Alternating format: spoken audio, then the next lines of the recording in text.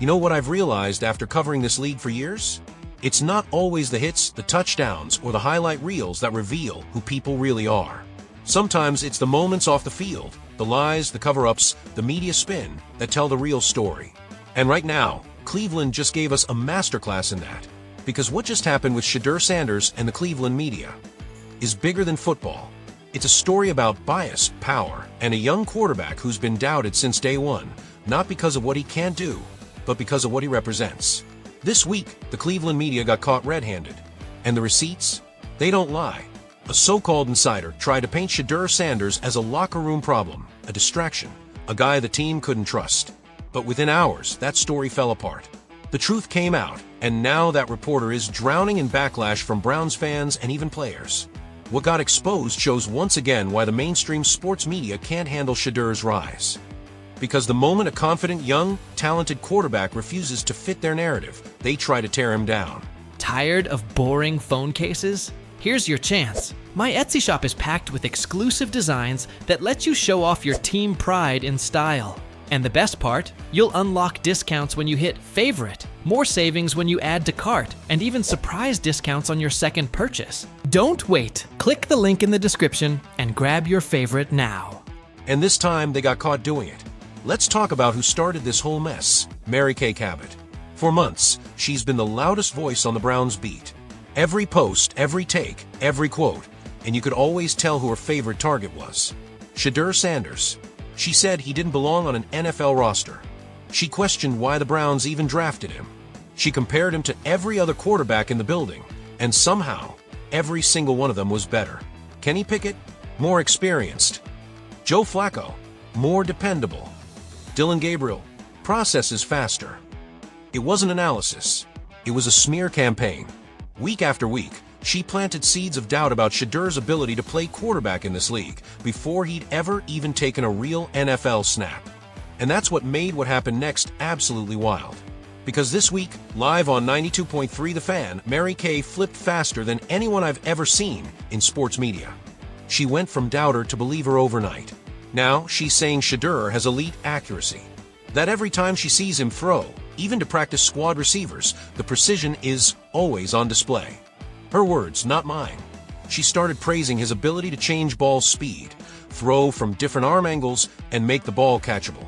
She even said that 74% completion rate from his college days at Colorado, the best in the entire FBS, was legit. So let me get this straight. You've been watching him throw darts at practice for weeks, maybe months, and you're only saying this now?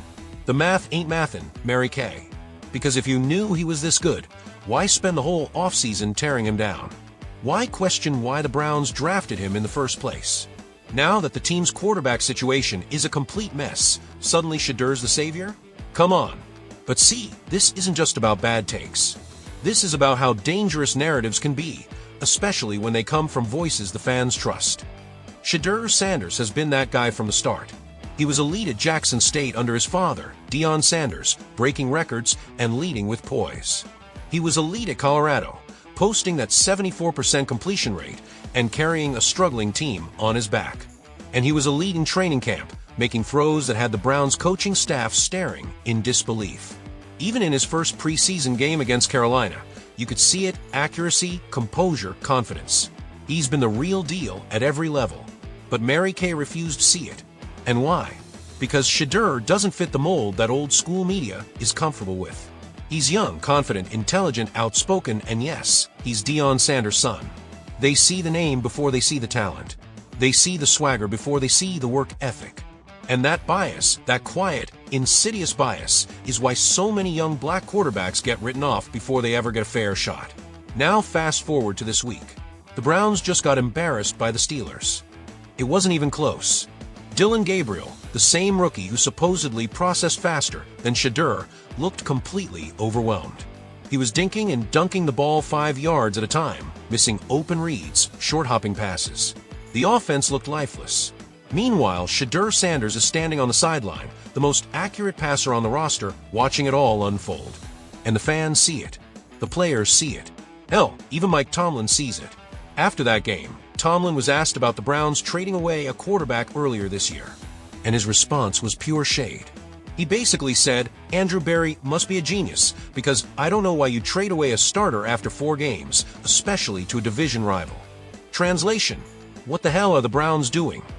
The truth is, Cleveland has made one baffling quarterback decision after another.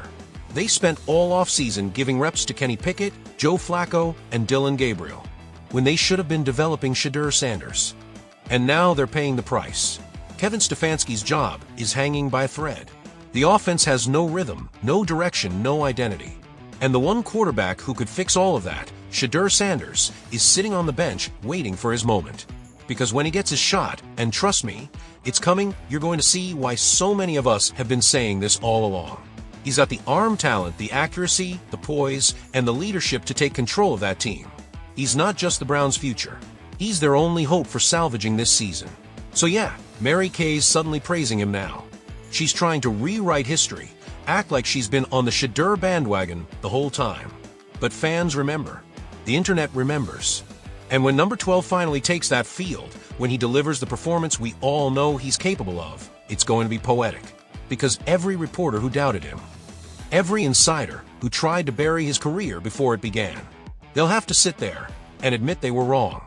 Because the truth about Shedeur Sanders can't be buried anymore. He's not just another rookie. He's him. And when that moment comes, when he finally gets the chance to prove it, Cleveland won't just be watching a quarterback take over. They'll be watching a redemption story. One the media never saw coming. One that's about to change everything. When we last left off, Mary Kay Cabot was getting roasted for flipping on Shedeur Sanders harder than a politician in election season. One week she's doubting him, the next she's praising him. But that's not the real headline anymore. The real story, the one Cleveland can't outrun, is that the Browns are sliding into crisis, and the only player who can pull them out is the guy holding a clipboard on the sideline, Shedeur Sanders. Here's what everyone's missing. Time's already up. Every game that slips away with Dillon Gabriel under center isn't just a loss, it's another nail in Kevin Stefanski's coffin. Every 3 and out, every late read, every predictable call, that's more ammo for fans and media who are ready to tear this whole thing down. Look, on paper, Dillon Gabriel was the safe choice. Low turnovers, run the script, keep the wheels on. But the NFL doesn't reward safe when your defense is leaking and your O-line is inconsistent. He's running an offense that looks trapped in 2005 checkdowns, quick outs, training wheels football, and even those throws are getting sprayed. High, low, behind. These aren't tight window lasers. They're basic NFL throws that have to be automatic. And that's the truth the building doesn't want to say out loud. Dillon is exactly what they thought, a system QB who needs everything perfect. Cleveland doesn't have perfect. They've got a patched line, receivers adjusting to bad ball placement, and a run game going nowhere because defenses don't respect the pass. Meanwhile, the answer is standing 10 feet away. Shedeur Sanders. You think Mary Kay just had a change of heart? Nah. She's watching the same practices as the coaches. She sees Shedeur throw to practice squad guys and make them look like pro bowlers. She sees him change arm angles, modulate velocity, and park the ball exactly where it needs to land. That kind of precision doesn't stay a secret for long. That 74% at Colorado wasn't a fairy tale. You don't luck into completing 3 out of 4 in the Pac-12. And when he stepped into the preseason against Carolina, the poise and command translated. His game travels. And it's not just accuracy, it's touch. You can't coach touch. It's knowing when to float the back shoulder, when to rifle the crosser, when a 5-yard flat needs feather, not fury.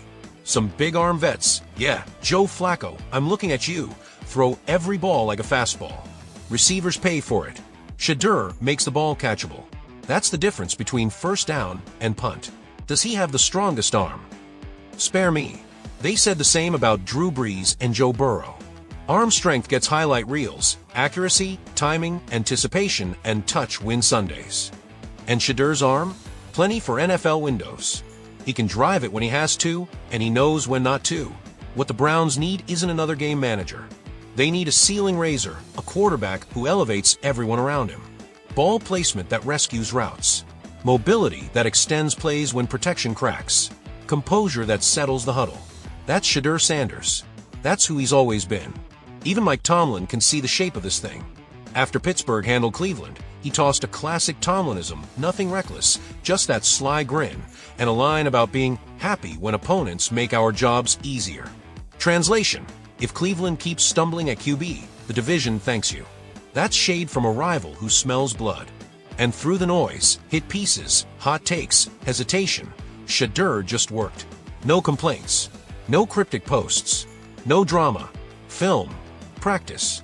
Patience. Starter habits without the title. That's how pros move. His shot is coming. You can feel it. Maybe Cleveland rolls with Dylan a couple more weeks. Maybe 3. The pressure builds, the losses stack, and then there's only one move left. When Shedeur Sanders steps in, he's not just filling a seat, he's taking the wheel. And the flip will be instant. The same voices that questioned him will rewrite their takes in real time. But we'll remember who believed before it was trendy. Because here's the part nobody can spin. Shedeur Sanders is him. From Jackson State to Colorado to Cleveland, same surgeon, same calm, same edge. The Browns have burned snaps on short-term answers and stopgaps that were never going to rewrite the story. Flacco had his moment. Others try to hold the line. But this team needs a builder, not a bandage. So let me ask you, when Shedeur Sanders finally gets the nod and flips this offense on its head, who apologizes first? Mary Kay? The fans who said he wasn't ready? Or do they all suddenly always believe? Drop your take in the comments. Is Shedeur about to save the season, or did Cleveland wait too long? Because this is bigger than one QB. It's about how the league slaps labels on young passers, especially when they don't fit the old template, and how fast those labels crumble when reality hits the field. He's ready. Cleveland's about to find out. If you rode with me this far, smash that like, talk to me below, and subscribe. We're just getting warmed up with this Browns quarterback saga. You're not going to want to miss what happens next.